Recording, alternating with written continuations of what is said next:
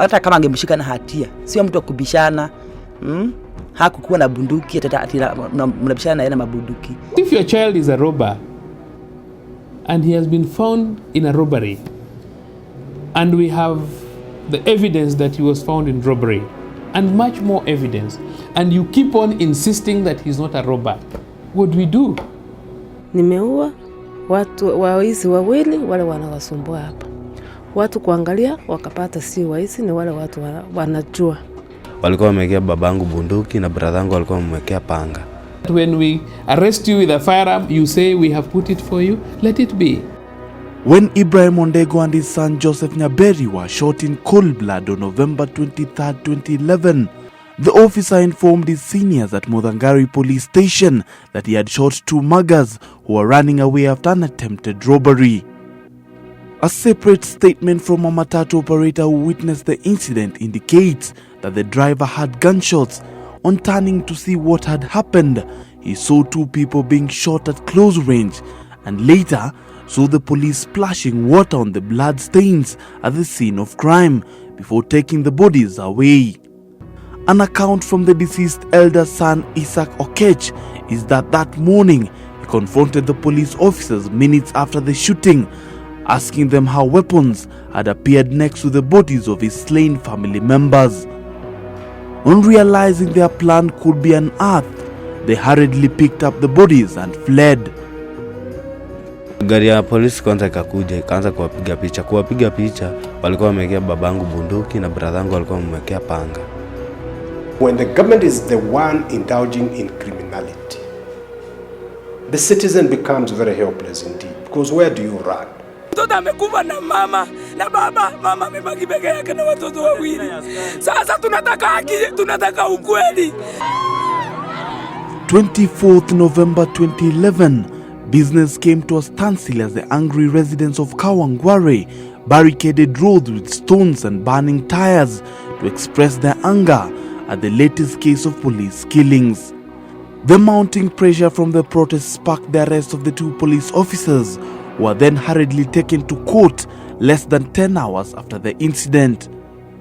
The police managed to convince the judge to wait for their arrival past stipulated court hours. Eventually they appeared before Justice Philomena Mwilu at about 5:30 p.m. but did not take plea, and the case was pushed to December 7th, 2011. In a separate case still in Kawangware, 7 taxi drivers were shot dead by administration police, with the police alleging that the 7 were members of the outlawed Munkiki sect and were harassing motorcycle operators. The 7 officers have since been arrested and arraigned in court in connection with the murders. Investigations into the matter were launched with Chief Inspector Anthony Nderito leading the investigations. In a testimony before High Court Judge Fred Ocheng, Nderito said that on that night one of the accused persons, Ahmed Mohammed, called Muthangari police station shortly after the incident and told him that a group of officers had captured a group of 10 people attacking motorcyclists on the night when the 7 taxi drivers were killed. The issue has got to be addressed from the perspective of impunity by those in power. Nderito told Justice Ocheng that after receiving the call from Ahmed, he proceeded to the scene and found broken helmets scattered on the road. The helmets were produced before court as exhibits. He added that there were 4 bodies with gunshot wounds and others lay 15 meters away. The officer who was then stationed at Muthangari police station was testifying against 7 administration police officers who in 2010 were charged with the murder of taxi drivers in Kawangware. Another witness, Corporal James Wambua, told the court that he had issued Ahmed, one of the suspects, with a Seska pistol with 15 rounds of ammunition that day. The firearm, according to him, was issued for Ahmed to proceed to Riruta district headquarters to join others for official duties. Corporal Wambua, who proceeded to the scene with his senior sergeant Moses Mukewa, says months after the incident, the Seska pistol issued to Ahmed has never been surrendered back to him. 2 years after the murder incident, we received information of intimidation and threats to the witnesses. We decided to visit their residential houses but discovered that no one among the 7 wives lived in the same houses they did 2 years ago. With days of searching, we managed to meet 25-year-old Eunice Muthoni, wife to the late Joseph Ngugi Chege. Kazini yake alikuja akauliza wameua hata Jose. Sasa Jose ni kazini yake. Nikamuuliza ati nini? Nikamwambia na sasa mzee wangu ako wapi? Sasa huyo ndiye aliweza kunieleza vizuri. Akaniambia hata mzee wako amefanya nini? Hata yeye hayuko.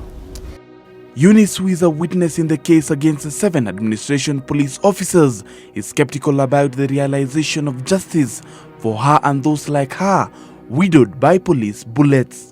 Sisi tushatoa ushahidi yetu. Na wale mapolisi hawajawahi ongea kitu yoyote. Sasa jaji mwenyewe, Oroya mwenyewe, wanaongeaga alafu tunaambiwa niendeni nyumbani. Sasa inakaa kama inaenda hivi inaficha fichwa mpaka unakufa moyo. In Eunice's house, I managed to meet Esther Waithera, another widow from the aftermath of the murder of the 7 taxi drivers. Mwenye alikuwa chini ya lori, wawili walikuwa chini ya lori, walikuwa na sareda kama wameinua mikono juu. Sasa kuna mwenye alikuwa amevurutwa mpaka rongi, sasa alikuwa na kinyasa. Rongi katoka kabaki na kinyasa. Alipigwa kama amelalia mwingine hivyo chini ya lori.